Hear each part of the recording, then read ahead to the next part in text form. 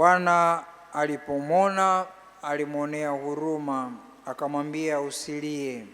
Tumsifu Yesu Kristo. Leo tunafanya kumbukumbu ya Mtakatifu Monika. Ni moja ya watakatifu wanawake katika kanisa, ambaye anatupa kielelezo cha mtu anayesali, hasa sala ya maombezi. Kuna sala za aina nyingi: sala ya shukrani, sala ya sifa, sala ya kuomba, sala ya maombezi, kuwaombea wengine.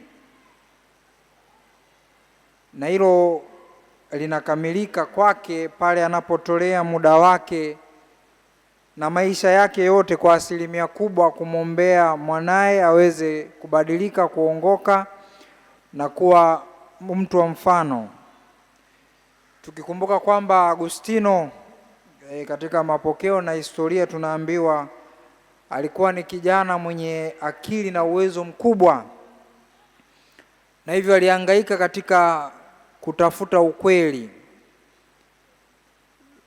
Sio tu kutafuta ukweli, kutafuta ule amani ya kweli, na sio amani ya kweli, ile ukamilifu wa furaha ya kweli ndani ya maisha yake. Basi alihangaika huku na huku. Tutapata masimulizi yake vizuri hapo kesho, manake tarehe 28 tunaadhimisha kumbukumbu yake. Lakini katika mahangaiko yake hayo aliweza kufananishwa kama mtu aliyekufa katika dhambi, kwa sababu alihangaika katika anasa, starehe mbalimbali, wanawake, kujihusisha na maisha hayo ya ngono, pombe na kadhalika. Kila aina ya dhambi aliweza kuifanya, na hilo likawa chukizo ama huzuni kubwa kwa mama yake, na hivyo alitolea muda wake kwa ajili ya kumwombea tu mwanaye aweze kubadilika, na hilo linatimia baadaye sana. Katika miaka hiyo 387 aliweza kubadilika pale alipoguswa na mahubiri ya Mtakatifu Ambrosi, na basi akabatizwa, akawa padre, askofu na mwalimu wa kanisa, akaja kuwa mtu mkubwa kabisa. Na mama yake, kama tulivyosikia katika Injili, kupitia hiyo sala na maombezi yake Mungu alimwonea huruma, akamwambia usilie. Na hivyo alivyokuwa anakaribia kufariki alimwambia mwanaye, unikumbuke katika altare yako.